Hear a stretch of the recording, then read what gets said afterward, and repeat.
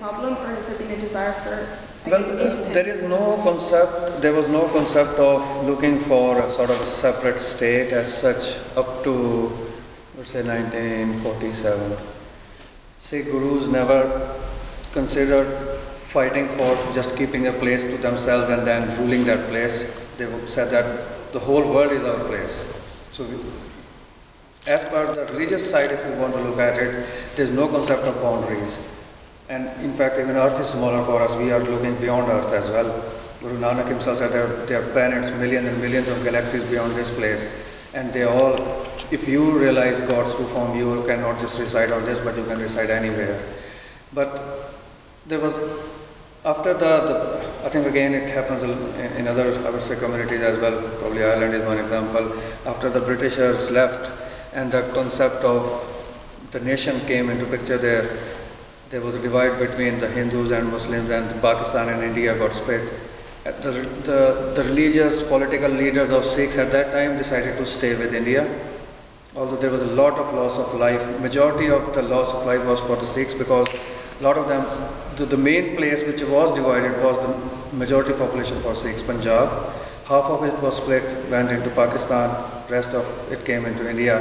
And there was a lot of migration between the two, and people were killed, butchered, and that itself was the first part. And when this thing happened, during all the treaties that were made, there were a lot of things said to the Sikh leaders that if you decide to stay with India, you will get all these rights to practice your religion, to do all these things, so and so. It went on, the list was quite long. But as soon as that part finished, the conflict mode started after that. Most of the major demands which were there by the Sikh leaders for the reason why they wanted to stay with India, none of them was fulfilled. In fact, there was such big restrictions put on Sikhs at that time that they could not even set up a broadcasting transmitter to let the music which is played in the Golden Temple to be broadcast around. So that if you will use these radio transmitters to preach your religion, and we won't let that happen. So again, the majority, the rulers who became, like the people who were being ruled at that time, very quickly became rulers, and the majority in the parliament was by the Hindus at that time. And it wasn't that bad until 1970s. There was still there were movements to give more rights, and they were very peaceful movements. There was no any weapons were not used, anything at all. It was more about just going about peacefully protesting and people being arrested and put in jails, things like that, up to 70s. But from there on, the Prime Minister in India at that time was Indira Gandhi. And she was daughter of Jawaharlal Nehru, who was the first Prime Minister post-independence. And the thing was that she lost her seat, and her party lost the majority in parliament at the same time during the elections. But she decided to declare an emergency in India. So when the emergency was declared, I think it was in 74 or 75,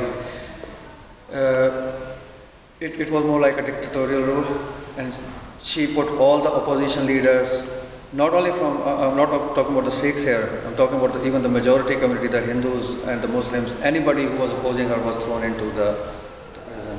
So it was just a complete dictatorship, as you can see now in a lot of other countries, that same thing she did. And at that time, Sikh leaders were the ones who led the whole movement against her dictatorship. And she, I think, took it so much personally. She went into the courts, she lost the court battle as well about her rule and everything. But the pressure that built up, and the Sikhs were leading that pressure, at one stage she had to give up her dictatorship. So the emergency was rolled back. And the opposition won after that. And Sikhs served in that cabinet for some time, but the whole thing worked only for, the coalitions, it broke very quickly. And then after that, Indira Gandhi again won the election, and she became the Prime Minister again. And I think it's that time where she had it in her mind that because Sikhs, I have to teach them a lesson. They stood against me. And slowly in the Punjab region, because it's demographically, it's at a place which is very sensitive area, being the border area. So most of the time, anybody wants to, even somebody wants to go from abroad and invest, will be sort of kept away from Punjab by the government, because they say that, oh, we don't want to let any heavy industry being placed in a place. As soon as the battle starts with Pakistan, the first place is going to be bombed is Punjab, so we don't want to ruin on that investment. So there's very less industrialization in that state. And also from the education perspective, also a lot of problems slowly creeped in, that the education was kept at such a level that people won't be able to rise to the same level as the rest of the country. And that's one of the reasons why a lot of Sikhs end up traveling abroad for studies and for earning their living rather than staying in Punjab, because there is no work. And then slowly and slowly the drug culture came in, because it's bordered with Afghanistan and Pakistan, a lot of drugs, because that's the first sort of place where everything ends up.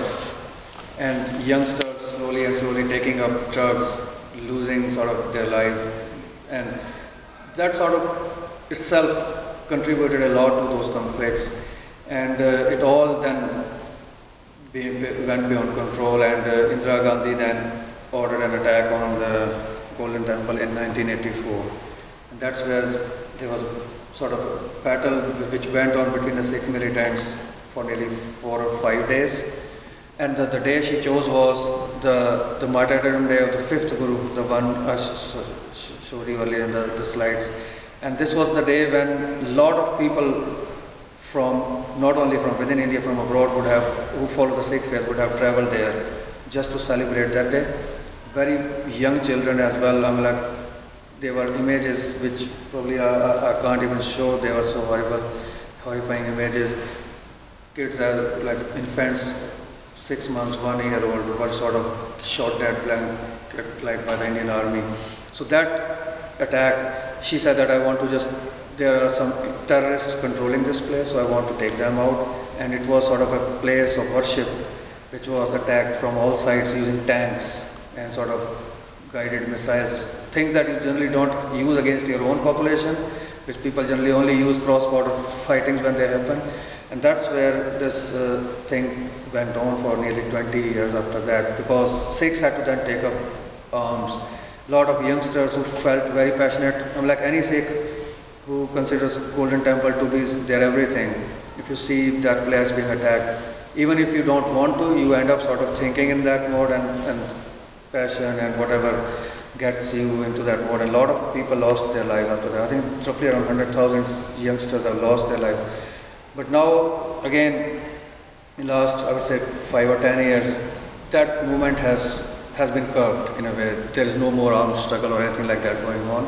But in the Western countries, Sikhs are still trying to sort of tell about all the atrocities that have went on through demonstrations, through peaceful means, political means, whatever they can use. Again, in India, you can't do anything. As soon as you go and speak about anything like that, you would be thrown into prison, probably tortured, and wouldn't come out alive. So yes, there is this.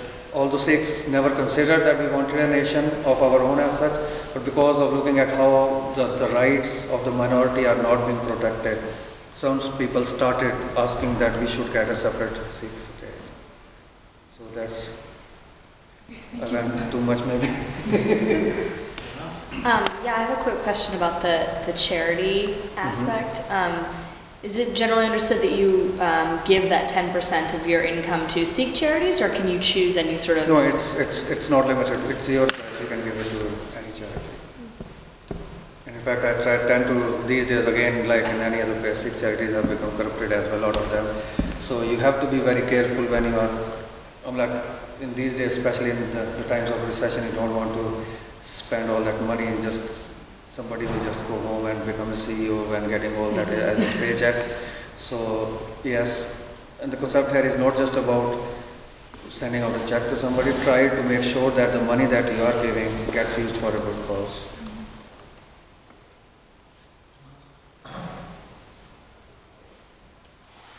I heard that one of the secret police is a commemoration of the battle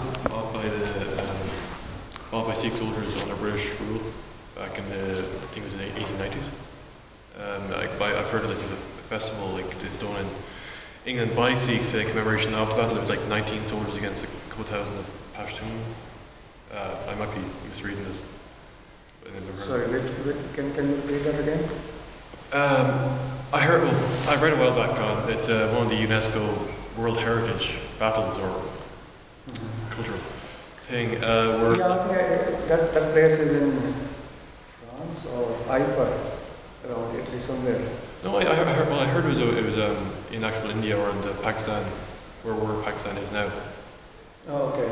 Yeah, sorry, I must have... No, there is definitely, I probably can look up and send you more details if you're interested. I don't remember the name. I think there is a site which was sort of, there were only 26 or so Sikh soldiers in there, kept fighting till the last man died, but they kept the other side enemy again. I don't want to call them enemies because nobody is an enemy, or the other side of the forces. Yeah, so, yeah. I find it interesting, like in the actual cultural like, or commemoration and stuff like that.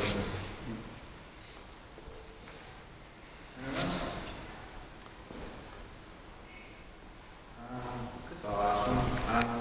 Is there ever any sort of anti-guru or heretical sort of guru who was, his teachings were refuted, or were the gurus, all 10 of them, there was no problem, there was no power struggle, no one ever doubted they were divinely inspired? Well, all 10, if you're talking about only 10 of them, there was no such thing. They all sort of, one after the other, succession went on. Although there are historical evidence of even the Guru's sons turning against him for not giving the Guru to them, or to somebody else. But the Sikhs discarded that other person very quickly. And the Guru, the next person who became the Guru, was being followed by the Sikhs from there on. And also there is an historic evidence of the 5th Guru, Guru Arjan, who compiled the Guru Granth Sahib. And when everything was ready, his elder son was sent to Delhi. The Mughal emperor wanted to meet him, so Guru sent him as his sort of, you can say, nominee to just go and meet. And there was a verse written in, although Guru Granth Sahib doesn't talks about or doesn't criticizes any religion itself, but there are sort of verses which talk about the bad practices which are creeped into Islam or Hinduism or other religions. And it very clearly shows you that these are practices that are sort of not supposed to be followed by human beings, should be discarded. And again, in one of the verses where he talks about the concept of that when people consider that you should be only buried or you should be put on a funeral when you're dead. And one of the verses talks about that when a Muslim person is dead and they bury him in a grave. And Guru used the words to talk about the mud from that place. Who knows that from centuries how many people have been buried in those graves, and something happens and the whole civilizations get wiped out and new stuff comes over it and on and on. And in the end that mud ends up in, let's say, in a potter's hand, and it turns into a new sort of pitcher or some sort of new utensil. And that's where he used the concept that you should not get restricted to just, if I'm dead, should I be put in under the ground or should I be burned alive? He's using that example, and the emperor, being the Mughal follower of Islam at that time, found this to be very offensive, that the Guru has sort of criticized the way of cremation or of the last rite. And he asked that the son of Guru who was there at that time to change that line. And the son who was there in front of them said, oh no, that's not the way the Guru has written it. He has written it such and such a way. So he changed the line himself, just to please the emperor. But when he came back, the Guru turned his face and said, you are not my son anymore, because these were not my words. These are the words that I got from God. And nobody has a right to interfere with them. So from that day onwards, he said that, oh, I will set up my own sort of guruship and all. He did try to do that. But as I said, now I'm not supposed to go and follow that person anymore. Yeah. So there have been a lot of incidents like that in the past. And I think Guru Gobind Singh, the 10th Guru, probably saw this that in future it's going to be difficult, because one very interesting thing is within their lives, 3 Sikh gurus, 2 of them were martyred. and they were sort of taken into prison by the Mughal emperor. The third one was as well, the sixth Guru was as well. The two of them, the fifth and the ninth, before they went with the soldiers of the emperor, said that from here on, so and so will be the Guru. So they made sure that there is nothing like that succession battle also. In their own presence, probably they saw the future, that they knew that this thing is going to happen to me, I'm not going to come back alive in this body, and they did. The sixth Guru who went, he didn't do that, because he knew that he was going to come back alive. And he came back alive, and Diwali, one of the festivals of lights which Hindus celebrate for a different reason. We celebrate it for the reason that the sixth Guru came back from the prison on that. Not only he himself, but he brought 52 other kings who were in the prison along with him out as well.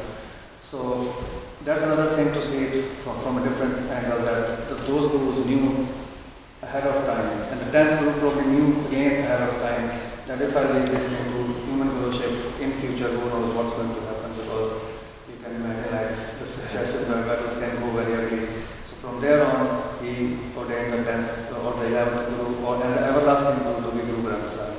So there cannot be any sort of confusion about it anymore. Although there are still sects, if you are, from an academic perspective, if you have to research and if you're looking at that, there are still a lot of different sects who say that, oh, I became the Guru and so became the Guru. But sort of for sakes, as a follower of Sikhism, we believe in Guru Nanak Dev Ji. Is American Sikhism mainstream generally? Is it a movement there, isn't it, in the US? Well, I think there was a person, his name was Yogi Harpeet Singh, and he was a Kundalini yoga teacher, and he converted a lot of people. Probably he didn't himself convert a lot of people who came into his contact through his Kundalini yoga became Sikhs. But then there was a sort of lot of stories that went on. If you still, I think some of them are still online, where people talk about the cult, sort of cultish sort of things started happening, and a lot of people started considering him to be the Guru, and there was a phrase used as well, I'm trying to remember, Sikh Dharma of Western Hemisphere. So these were the sort of specific title that got used, but that he was challenged in terms of his authority. He went back to India as well, and he had a meeting with the sort of other members of the Sikh faith, like who were considered to be leading the community as such. And he himself said that, no, I'm just practicing the Sikhism, I'm not telling others to follow me as a Guru. And a lot of the people, again, I think you can say that it's not that the religion itself, it's the individuals who probably can manipulate it for their own use, for their own benefit. And people who had some sort of bad experience with him turn away from it, but a lot of them still stayed with Sikhism, try to explore it on their own, rather than him being their lead on that. Probably ended up being sort of in the right place after that. But again, there were some unfortunate ones who ended up just going away completely as well. Any more? I was going to ask, you're coming with us to Dundee Park on the 10th of April with the band. Would you mind telling everybody what's going to be involved on the day? Yeah, for us Sikhs, there is only, as I talked about earlier also, when I'm not working and when I'm not sleeping, the only third thing that I like to do is playing musical instruments and sort of singing. And it's a tradition not only in the places of worship, but also in the homes. I have two young, my eldest son is 11 and the younger one is 6. They both also love to play. There's generally the traditional instruments that we use is the harmonium and tabla and some sort of bells, and anything that will produce some noise can be used. But we have no official choir as such, but the community itself, it's again as a hobby, you can say, in the Gurdwara on every Sundays.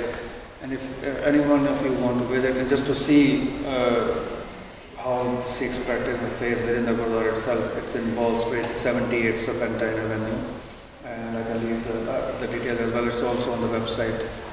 And on Sundays, the prayers only start around 12 and then go up to 2 o'clock. And One thing you will have to, when you're entering the place, you have to take off your shoes, cover the head with a scarf or anything, and then sit on cross-legged on the floor. So if you can't stay for too long, you probably need to plan your visit accordingly. Because a lot of people used to sitting on the chairs can't do that. And after that, in the end, when I think around 1:30 or 2 o'clock, then we have the community meal together as well within the dining area, and everybody is welcome to join it. It's again all prepared by the volunteers of the community. You will see surgeons, eye specialists, IT students, anybody, sort of people coming and just spending their time cooking, washing or cleaning the utensils and all, having the meal together. And then also Tuesday evenings from 7 to 9. So there is no such concept of any specific day being a very auspicious or special day, but just because of ease for people, a lot of people who are working 9 to 5 during the weekdays end up going on Sunday, and then a lot of other people who are working during the weekends end up going on Tuesdays. Those were the 2 days majority of the people ended up choosing, and that's probably all are welcome any time. So. Brilliant, so we'll see you in Dundee. But thanks again so much for coming.